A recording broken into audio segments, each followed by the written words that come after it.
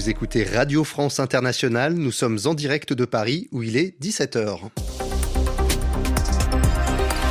Le journal en français facile. Benoît Alméras. Bonjour à tous, nous sommes le 15 décembre. Au sommaire de cette édition, la guerre entre Israël et le Hamas, des tirs de roquettes ont déclenché des alertes à Jérusalem. Dans la bande de Gaza, les combats sont intenses. Le récit à peine croyable d'une réapparition en France. Un adolescent britannique porté disparu depuis 6 ans a été retrouvé dans le sud-ouest du pays. Et puis le retour d'Aya de Yopougon. Nous avons lu pour vous le 8e tome des aventures de l'héroïne de bande dessinée originaire de Côte d'Ivoire. Présentation en fin de journal. Voilà pour les titres, soyez les bienvenus. La guerre à Gaza et au Proche-Orient. Au moins 2 roquettes ont été interceptées en milieu d'après-midi au-dessus de Jérusalem. Les sirènes d'alerte ont retenti au-dessus de la ville pour la première fois depuis 6 semaines. Dans le même temps, le Hamas retient encore 132 otages dans la bande de Gaza. La nuit dernière, l'armée israélienne a récupéré la dépouille, le corps d'un franco-israélien, Elia Toledano. Il y a encore peu de détails sur le déroulement de l'opération des forces spéciales d'Israël. Les combats, eux, se poursuivent au nord et au sud de la bande de Gaza, notamment dans un quartier du nord du territoire palestinien. Le point avec notre correspondant à Jérusalem, Michel Paul. Shujaiya, c'est le camp retranché du Hamas dans le nord de la bande de Gaza, le théâtre depuis près de 15 jours d'intenses combats, souvent au corps à corps, un espace saturé de tunnels et d'infrastructures aériennes. Selon Israël, de nombreux bâtiments publics, notamment des dispensaires, des écoles et des mosquées du faubourg, un des plus denses de l'enclave palestinienne, abritaient les hommes du Hamas. C'est là, dans la Casbah de ce quartier de la ville de Gaza, que la brigade israélienne Golani a essuyé cette semaine ses pires pertes depuis le début de la guerre, 10 soldats en une seule journée. Ce matin, le porte-parole de l'armée israélienne a annoncé que les troupes israéliennes avaient réussi à prendre le contrôle et à détruire le poste de commandement de la brigade de Shujaiya du Hamas. Shujaiya, c'est aussi un très mauvais souvenir pour Tsahal, l'armée israélienne. C'est là qu'en 2014, en pleine opération Bordure protectrice, une bataille sanglante a opposé les soldats israéliens à la branche armée du Hamas. 10 ans après cette opération, les restes de 2 militaires israéliens sont toujours aux mains du Hamas. Michel Paul, Jérusalem, RFI. Les attaques de navires, de bateaux se poursuivent en mer Rouge au large du Yémen. Les rebelles houthis, soutenus par l'Iran, ont revendiqué aujourd'hui des tirs de missiles contre 2 cargos, des porte-conteneurs. Selon une société de sécurité britannique, ces navires ont été ciblés car leur armateur, leur propriétaire, entretient des relations commerciales avec Israël. Les houthis attaquent les navires en mer Rouge depuis le début de la guerre entre le Hamas et l'armée israélienne. En réaction, l'armateur Maersk vient d'annoncer la suspension du passage de ses navires par un détroit stratégique de la mer Rouge.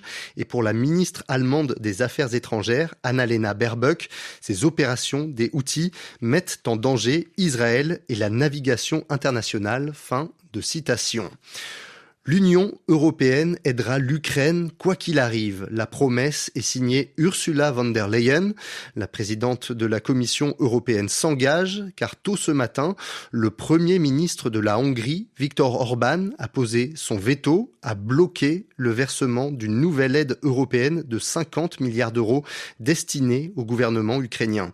Cette décision de Viktor Orban a fait réagir Emmanuel Macron. Le président français a demandé au chef du gouvernement hongrois de se comporter en européen. Fin de citation. Petite consolation pour l'Ukraine, toutefois, l'Union européenne a donné son feu vert, son accord à des négociations d'adhésion avec l'Ukraine.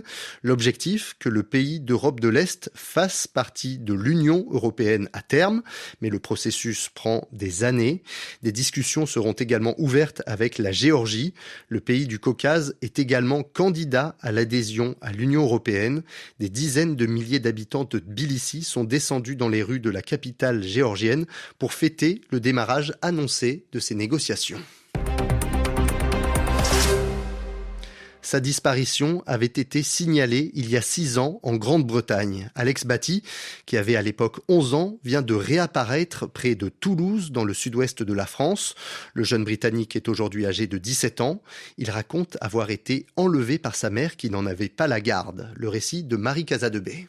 Un chauffeur-livreur raconte avoir croisé dans la nuit de mardi à mercredi un jeune homme trempé par la pluie marchant le long d'une route de campagne. Il lui propose de monter dans son véhicule. Alex Batty, qui erre depuis 4 jours son skate sous le bras, lui raconte alors son incroyable histoire. Le jeune Britannique dit avoir été enlevé alors qu'il avait 11 ans par sa mère et son grand-père qui n'en avaient pas la garde.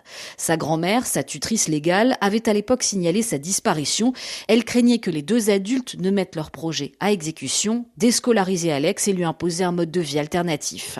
Après un long séjour en Espagne, l'adolescent aurait vécu dernièrement au sein d'une communauté religieuse itinérante dans les montagnes des Pyrénées. Sa vie là-bas ne lui plaisait pas, il voulait retrouver sa grand-mère. À la gendarmerie, l'identité du jeune Britannique est rapidement confirmée. Sa grand-mère doit venir le chercher dès que possible. Selon la BBC, la mère et le grand-père du jeune homme sont toujours recherchés. Marie Casadebé. Un drame de la migration entre l'Angleterre et la France. Un migrant, un demandeur d'asile est mort noyé dans la nuit de jeudi à vendredi, alors que son embarcation a fait naufrage en tentant de traverser la Manche, la mer qui sépare les 2 pays. Ce décès intervient en plein débat politique en France autour de la loi dite immigration. Le ministre de l'Intérieur, Gérald Darmanin, a pointé du doigt la responsabilité des passeurs, les personnes accusées d'organiser ces traversées clandestines de la Manche dans ce drame. Au chapitre économie, la compagnie aérienne turque Turkish Airlines passe une commande géante de 220 avions Airbus assemblés en Europe. Il s'agit d'appareils moyens et long courriers capables de parcourir des distances allant de 4000 à 6000 km en un seul voyage, mais également de transporter entre 150 et 450 passagers. La commande est estimée à plus de 40 milliards de dollars. 4 soldats sénégalais tués, 3 autres blessés. Une mine anti-char a explosé au passage de leur véhicule en Casamance, dans le sud du Sénégal. L'état-major, le commandement de l'armée à Dakar, n'a pas donné plus de détails sur les circonstances de l'incident. Les forces sénégalaises mènent depuis plusieurs mois des opérations militaires contre les rebelles casamançais. Mohamed Bazoum doit revenir au pouvoir. C'est en substance la décision. Le jugement de la Cour de justice de la Communauté économique des États de l'Afrique de l'Ouest, la CEDEAO. La juridiction ordonne donc la libération de l'ex-président nigérien et sa réinstallation dans ses fonctions. Mohamed Bazoum a été renversé, destitué de force après un coup d'État militaire en juillet dernier. La CEDEAO a pourtant commencé à négocier une transition, un retour des civils au pouvoir avec les militaires auteurs de ce coup d'État.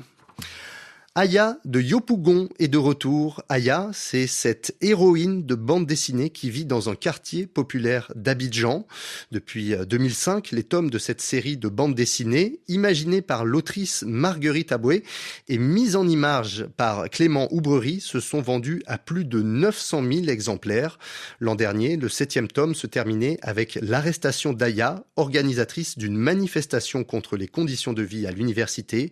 On découvre la suite de ces aventures dans le tome 8 qui vient de paraître chez Gallimard, Sophie Torlotin. Où est passée Aya ? Dans ce 8e tome, la jeune étudiante au caractère bien trempé sort de prison et a du souci avec son père Ignace, inquiet que les ennuis judiciaires de sa fille rejaillissent sur sa réputation. Du coup, Aya disparaît. Dans ce 8e album, on cherche beaucoup Aya. Scénariste chevronnée et virtuose, Marguerite Aboué entrelace différentes intrigues entre le destin personnel d'Aya et de tous les personnages qui gravitent autour d'elle, parents et amis. C'est le propre d'Aya, de toute façon, de s'occuper un peu des affaires des autres. Et en même temps, tant mieux, parce que cette femme, elle scientise, elle milite, elle fait prendre conscience. Et c'est aussi peut-être pour ça que tous ces autres personnages la sollicitent. Vie précaire de sans-papiers à Paris dans les années 80, sexisme, homosexualité. Ce 8e album, encore plus que les précédents, aborde sous le mode de l'humour différents thèmes de société, toujours avec bienveillance, sans pathos et avec ces expressions imagées qui font le sel de la série.